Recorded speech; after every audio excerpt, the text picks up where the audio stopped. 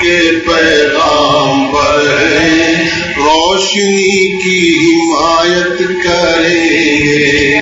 ہم اجالوں کے پیغامبر ہیں، روشنی کی حمایت کریں گے. اور ان کے بارے میں کیا مولانا عبد الرحمان صاحب کے، ہاں ایک بات، ایک اور واقعہ ایک یاد آیا کہ ہاں مفتی عتیق الرحمان صاحب، مفتی عتیق الرحمان صاحب بھی اس گروپ میں تھے، اور مفتی عتیق الرحمان صاحب کو اس خاندان سے جیسے مولانا حبیب الرحمان صاحب اور مولانا عزیز الرحمان صاحب ان کے دایا، یہ لوگ محترمین کے رہے دارالعلوم کے، اور پھر مولانا شبیر احمد عثمانی یہ ان کے بھتیجے تھے، مولانا شبیر احمد عثمانی کے، اور انہی کے ان کے ایک بھائی قاری جلیل صاحب تھے جن کے بیٹے وہ ہیں جو مالیر کوٹلہ کے مفتی جن کا ذکر ہے، ہاں یہ ان کے بھتیجے ہوئے ہمارے مفتی صاحب کے. مفتی صاحب کا جو آفس تھا قرار باغ میں، جیسے میں نے کہا وہ بہت شاندار تھا، کرائے پر ظاہر ہے وہ تھا. ابا جان گئے تھے اور مولانا طیب صاحب سن 40 میں وہاں افغانستان، وہاں بادشاہ نے ان لوگوں کو بہت سے قالین دیے تھے شاہی، تو وہ مولانا ان کے اور مولانا منصور انصاری وہ سب نے تحفے میں دیے تھے. تو ریڈ کارپیٹس تھے وہ ابا جان کو بھی تھے، تو ابا جان نے اپنے سارے کارپیٹس ندوۃ المصنفین کو دے دیے تھے، وہاں بچھے رہتے تھے، اچھا لگتے تھے، صاف ستھرا تھا نظام تھا، اور ان لوگوں کی گفتگو بھی اچھی ہوا کرتی تھی، ہم سمجھ میں تو نہیں ہمارے آتی میں. مفتی صاحب کے 4 لڑکے تھے، ایک مجیب تھے، انہوں نے ایم اے کیا تھا، لیکن عقیدتاً وہ کافی حد تک بہت آزاد خیال تھے، اور جو ان کی شادی ہوئی تھی اس سے ایک لڑکا ہوا، پھر وہ بیوی کو چھوڑ دیا تھا انہوں نے، لیکن مفتی صاحب کے پاس وہ لڑکی رہی، اور اللہ میاں کرنا وہ بچہ بھی 11 سال کے عمر میں فوت ہو گیا. مفتی صاحب کو بڑا اس کا اثر ہوا.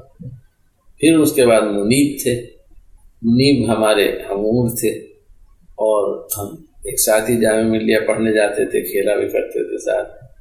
بدقسمتی سے وہ بھی جو ہے انہوں نے کچھ کیا نہیں، اور پھر آخر عمر میں اب بھی شاید حیاتی ہیں، وہ دیوبند میں رہنے لگے تھے، اور کہتے تھے میں مفتی صاحب نے مجھے وصیت کی تھی کہ میں یہاں آ کے ایک ادارہ قائم کروں گی، تو اس کے لیے چندہ وندہ کرتے رہتے تھے. ان کے 2 لڑکیاں تھیں، اور لیکن لڑکیاں جو ہیں بیچاری انہوں نے کوئی ڈینٹسٹری وغیرہ کر لی تھی، وہی ارن کرتی تھی، انہیں پتہ بھی نہیں چلتا تھا یہ کہاں ہے کیا کر رہا ہے. پھر نجیب تھے، نجیب کہیں چھوٹی موٹی تجارت وغیرہ کرتے تھے، اور لاولد رہے وہ بھی. ان کے ایک لڑکا ہوا منیب کے، اور وہ لڑکا کسی گرو کے چکر میں پھنس گیا تھا. اس نے ایک دفعہ کوشش کی تھی، میں وہیں تھا دلی میں، اتفاق سے جب خودکشی کی، دوسری دفعہ میں چلا گیا، اس دفعہ پھر اس نے کی ڈپریشن تھا. اور پھر یہ امید جو انہوں نے برہان اس نے بھالا کوشش کی، لیکن ظاہر ہے ان میں اہلیت نہیں تھی، تو بہت بڑا ادارہ ختم ہو گیا. اب اس کا ایک سبق یہ بھی ہے کہ جب ہم ادارہ کو قائم کریں تو ہم کو سکسیشن کو سوچنا چاہیے. اور ذاتی جب ادارے ہمارے ہاں جو ایک عام مسئلہ ہے کہ جو ادارے قومی ہیں جو چندے سے چلتے ہیں، جو پیسہ باہر سے آتا ہے، وہ بھی ذاتی ہو جاتے ہیں، اور وہاں بھی پھر باپ کے بعد بیٹا کا اصول ہے، یا قابلیت ہے اور ایسا ہو رہا ہے، یا اس کا بھی کوئی سسٹم ہونا چاہیے کہ کسی کوئی جواب دہی ہو. تو یہ بھی ادارہ اس لیے سیکریفائس ہوا، اور دارالمصنفین جیسا کیسا بھی تھا وہ چلتا رہا، وہاں اس میں پھر ایک یہ نظم تھا. اور اب الحمدللہ امید یہ ہے کہ دارالمصنفین جو ہے وہ بحال ہو جائے گا، اور مولانا ذلی صاحب جیسے جو کوشش کر رہے ہیں. مفتی صاحب میں مزاح بہت تھا، اس سے مزاح اور فضلہ سنجی. ہاں تو پھر یہ ہوا کہ قرال باغ میں وہ سب لوٹ گیا. میں نے بتایا تھا آپ سے کہ فردوس کوٹھی تھی جس میں، وہ بھی بہت شاندار کوٹھی تھی، اس میں پیچھے ہمارا سلیم رہتے تھے، اور سامنے آفیسز تھے، آفیسز بھی بہت شاندار تھے. اور ان سبھی کے بزرگوں کا یہ ہے کہ دسترخوان وسیع تھا، ایسا تو نہیں تھا جیسے حضرت مدنی والا، لیکن کیا کہتے ہیں ہم سبھی اس دسترخوان پہ شریک ہوا کرتے تھے کھانے میں. کبھی یہاں، میں تو خیر ایسا تھا، کبھی یہاں شریک ہوتا تھا، کبھی وہاں شریک ہوتا تھا. اس کے تو مفتی صاحب کے ہاں بھی اچھا ہے. ان کی ایک صاحبزادی منی بہت ذہین لڑکی تھی، قرآن بہت جلدی ختم کیا اور کچھ بھی کیا، اور ان کا صحیح وارث ہو سکتی تھی، وہ ہو سکتی تھی، لیکن وہاں اس کی بھی بیچاری کی شادی ایسی جگہ پہ ہوئی کہ اس میں بیچارے کوئی دم خم نہیں تھا، اور دلی میں وہ رہ رہی تھی. تو یہ بہت ہی افسوسناک بات ہوتی ہے. مولانا حفیظ الرحمان کے یہ اولاد کے سلسلے میں لڑکیاں تو ان کے تھیں، ان کی ایک شادی شاید حافظ ابراہیم کے ہوئی تھی، پھر پردہ ہو گیا تھا تو میں نے دیکھا نہیں.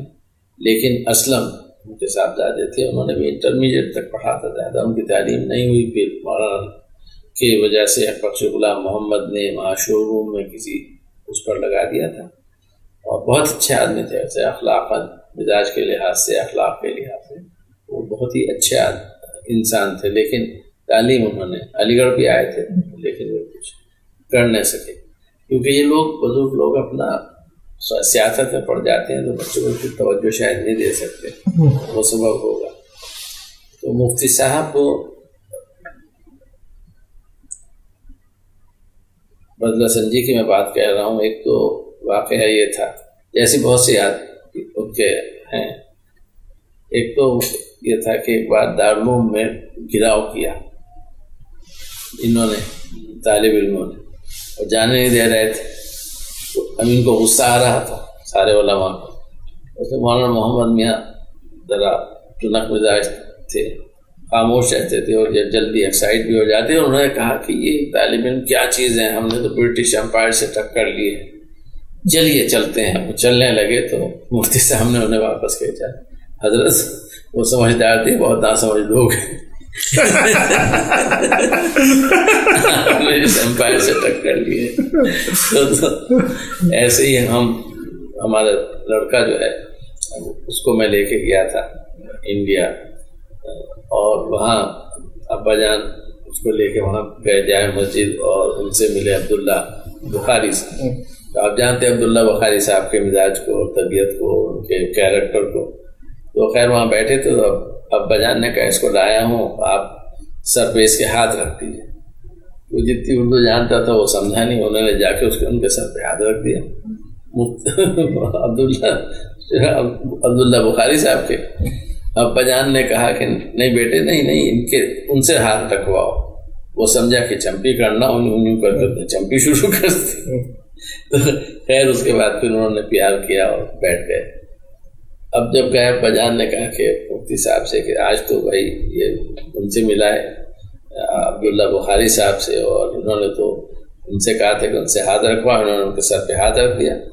تو مفتی صاحب کہنے لگے بھائی اللہ میاں جو کچھ کرتا ہے صحیح کرتا ہے، معصوم بچہ ہے، کیا پتہ اللہ تعالیٰ اس کے ہاتھ کی وجہ سے انہیں عقل سلیم سے دے. ہم تو تھک گئے، ہم نے تو ہاتھ اٹھا لیا، اب اس کا ہاتھ شاید کام کر جائے. ایسے ہی ایک اور مفتی صاحب کے مہمان بہت آتے، وہاں تو آتے تھے، لیکن جب جامع مسجد پہ آ گئے تھے نا سارا دیوبند، اب کسی کا بچہ پیدا ہو رہا ہے آ گیا. اور پھر وہ مجھے یاد ہے ایک فون کسی ان کے بھائی بھتیجے کوئی تھے، ان کی بیوی پریگننٹ تھی، ان کو لے کے آئے تھے اور پھر سیزیرین ہونا. تو اب وہ فون کر رہے ہیں اور وہ کہہ رہے ہیں فلاں کو بھی لے آؤ، فلاں کو بھی لے آؤ، اس سے بھی کہہ دو آپریشن ہو رہا ہے، کچھ پتہ نہیں، دعائیں کرے، وہاں مسجد میں دعا کرا دو ایک آدمی. میں نے ان سے کہا بھائی میرے 3 سیزیرین سے بچے ہوئے ہیں، کوئی بڑی بات نہیں، کسی کو بلانے کی ضرورت نہیں. مفتی صاحب کہیں انہیں سمجھانے کی کوشش تو کریں، مگر کہیں سمجھائیں کیا، یہ ان کے سمجھ میں تو آئے گی نہیں بات. مفتی صاحب کے گھر پہ تو ہر شخص آتا تھا، پھر چائے ان کے ہاں کی ہر وقت چلتی رہتی تھی. بڑا اعلیٰ ذوق تھا. بیگم بھی ان کی بہت اعلیٰ اخلاق کی تھیں، اور ہمارا تو بہت شفقت فرماتی تھی اور بہت محبت کرتی تھی اپنی اولاد کی طرح ہی سے. ہاں ایک اور حضرت قاری طیب صاحب وہاں تشریف لے گئے، جب بھی لے جاتے تھے تو مفتی صاحب کا یہ تھا کہ وہ بیچارے کتنا کھلائیں لوگ. تو کہنے لگے کہ یہ میاں عابد جو ہیں، مجھے کہنے لگے یہ اس قدر سمجھدار آدمی ہے کہ حالانکہ ان کا گھر ہے، چاہیں تو یہاں کھائیں، لیکن ہمیشہ ہوٹل میں کھاتے ہیں جا کے، اور یہاں رہ بھی سکتے ہیں، اور رہنے میں کوئی رکاوٹ تھوڑا ہی ہے، مگر جا کے اپنا ہوٹل میں ٹھہر جاتے ہیں۔ تو میرا آگے کا راستہ بند کر دیا، آگے کا راستہ کھانے کا اور رہنے کا میرا بند ہو گیا۔ خیر ہم تو گھر میں ڈائریکٹ چلے جایا کرتے تھے، اور وہ تو پھر وہ ایک بار یہ آئے مولانا طیب صاحب، اور سے پوچھا کہ حضرت کھانا کھائیں گے؟ 3 بجا تھا، تو کہنے ہاں بھائی کھا لیں گے۔ بس کہنے لگے جاتے جاتے کہتے جا رہے ہیں کہ حضرت نے کبھی منع نہیں کیا کھانا۔ حضرت بھی 3 بجا، حضرت ابھی بھی تیار ہے، خود ہی تو پوچھا تھا انہوں نے۔ تو یہ بہت اس کے ساتھ ان بزرگوں کی بھی یہ بات بھی ہے، اچھا فکر بھی ان کی سیاسی طور پر۔ اس پورے جھگڑا ہوا تھا دارالعلوم کا، اس میں یہ گروپ جو تھا، مولانا تو جا چکے تھے الرحمان صاحب، اور تو مفتی صاحب اور ہمارے ابا اور منت اللہ رحمانی صاحب، لیکن محمد سعید احمد اکبر آبادی ان کے ساتھ نہیں تھے، وہ اسی گروپ کے ساتھ انہیں کے ساتھ تھے۔ تو بہرحال اپنا اپنا ایک نقش چھوڑ گئے، اور بڑی خوشی کی بات ہوتی کہ قائم رہتا وہ ادارہ۔